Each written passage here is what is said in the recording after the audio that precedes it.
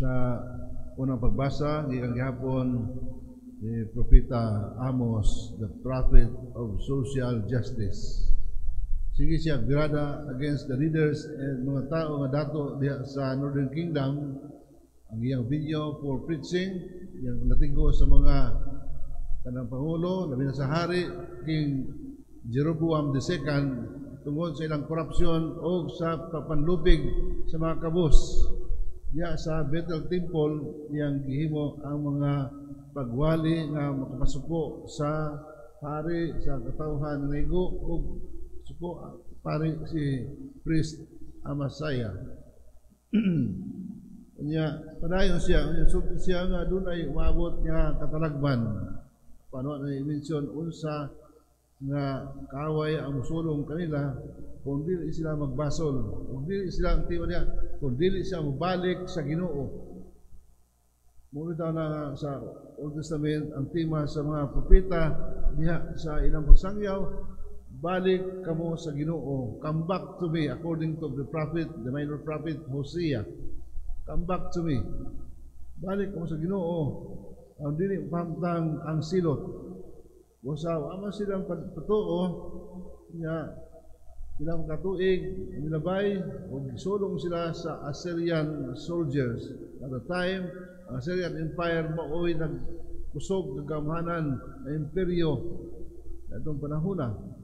Ug sulong sila ug gibihag sila ngadto sa Nineveh, the capital city of the Assyrian Empire. Na para kanila usab na kaya bang kumaagi sa Ginoo aron mahangatkon sila sa ilang mga sala. So at the time of Prophet Amos, ang persecution niya ngadto sa mga hari, tirada, kanang pagbadlong, pinaagi sa mga kanang isog na pinulungan. Tandog ang mga pangulo, ang mga hari, ang mga dato sa Northern Kingdom. Dito din sa Gospel. Kining original, yung atong doon karon, original from San Marcos. Diyan, milabang sila, paglabang nila paingon sa the other side of the lake. Mas probably sa Bethsaida, kay dito gikan sila Andres. O sila Pedro, o mga tinunan, kanabang Bethsaida, meaning is the house of fish.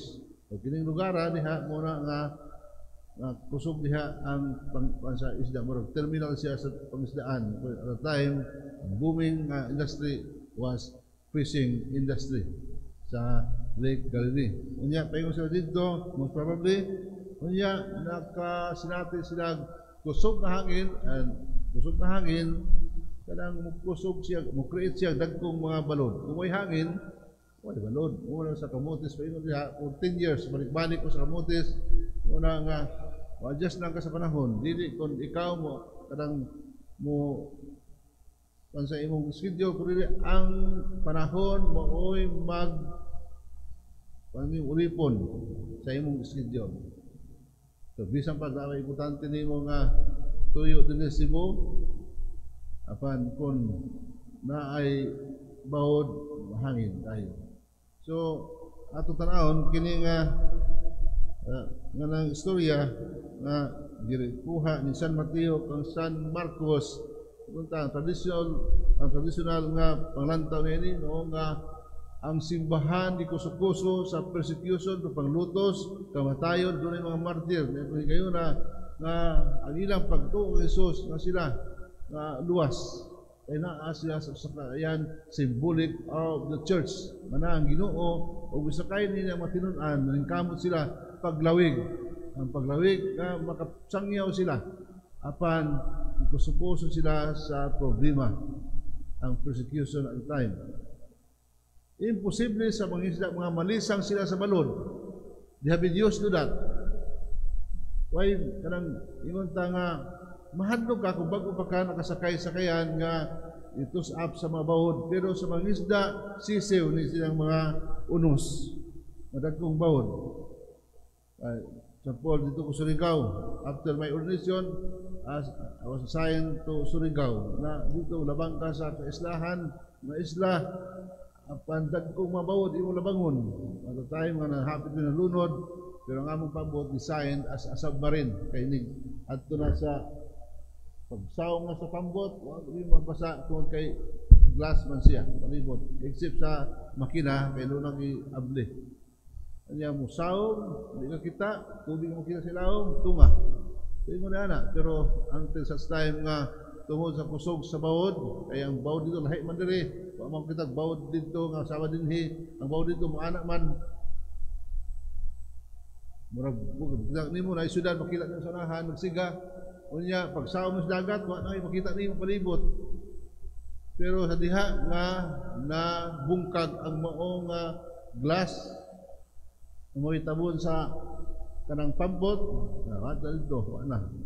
Nang pitang Ginoo, luwasa kami na ningon nang sa driver man Paul nga padaplin ta kasap ano ko manikas siya nga nabuang ka padre wala ka sa daplin nga madagkong nga bato wala nga bato ta kay siya may swito sa dagat tuwa may mahimo ingon ko amahan mo nga nasa langit pagday ko ngalan lato pa maabot ay gari ano tuman ang pagbuot mamatay mi karon nga gayon na aw imo pagbuot duhami nga kapari. Ako kay anad akong tubig, ang usa ka pari taga Luzon, taga Manila. Kunya pag abot dito sa siyudad sa Surigao, dito sa ospital. Tungod sa kalisang, hilantan. Kaya di mo siya anad sa bawod. Mo diha nga imposible sa mga managat like Peter and Andrew, his brother, o kuwan nga Santiago Suwan nga malisang sa balod. Dunay hadlok siguro pagbati pero yung kalisang nga manangpit sa Ginoo, Diyos ko, luwasa kami. Karami tang bawod nga kusog, unya mo kiling ng barko, unya halos mapikas na ilig tungtong sa dagkong bawod. Yung ta Ginoo ko, ayan pa mga tao madungog nimo nga Ginoo ko, Diyos ko. Kini nga kahulugan uladahan kita makita nini na as individual nga naglawig sa kinabuhi, sa panginabuhi, diya sa iyang tumo nga maluwas. As individuals nga kita hinimbahon, kita pare, madre, tananta nga doon sa Ginoo nga mulabang kita sa mga pagsulay. Walay exempted nining mga pagsulay. Bisag hinimbahon pa ka, bisag pare maka daghan ang mga pagsulay, daghan ang mga unos sa kinabuhi nga imong sugaton o kinahanglan nga makapasa ka, makaadto ka sa pikas daplin. Ano man, ang atong pagka-Diyos noon, ang atong pagkanimbahon is not a guarantee na kita luwas sa mga sakit, na kita luwas sa mga problema. Mabitaw na, hindi masugat ako as individual, muduol, padre, huwag na ako musimba, di ko ganahan, nga naman, huwag dungga sa Diyos ang akong pag-ampo. Adunay ko, adlaw-adlaw ko nagsimba, matag Domingo, present ko, pagsimba, maampuan ko, membro ko sa charismatic group.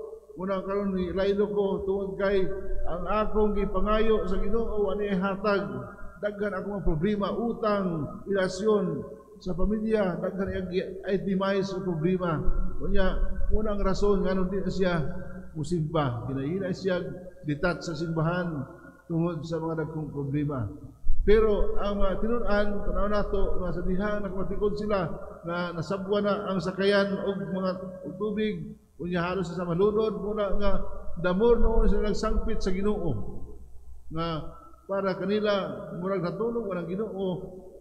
It is also applied to us atong kinabuhi diha nakasugat kita og mga hunos nga damor unta kita musangpit sa Ginoo aron pagpaig tabang kay ang Ginoo na ara diha ang ato lamang nga Ginoo nagpalayo kanato atong feeling tungod kay gipasagdan kita sa mga problema. Ang Ginoo wala mag-promise ka nato nga kita hinimbahon kita mga Dios noon, mga Diyosa nga siya panalipod ka nato nga dili kita masakit, nga dili kita makasugat sa mga problema. Pero ang iyang promise, He will be with us until the end of time. Sa atong pagsinati sa problema na ang Ginoo, only we have to do is to ask for help from God. Naaman siya usahay atong katigas sa kasing-kasing atong pag-arrogante na di kita musangpit. Ginoo kay kaya na ako kini sa akong katagos. I have money, I have the power, I have the influence.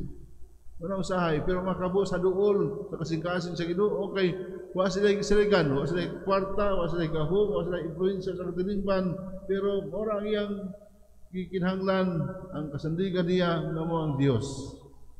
Ginatuta nga ato kita makaamgon ini nga ang mapagsulay unos sa kinabuhi dili mo ni ang katapusan sa atong kinabuhi kundi kini ang pagsulay aron kita makalabang sa pikas daplin sa lanaw sa galiya nga mo ang gingarian sa langit.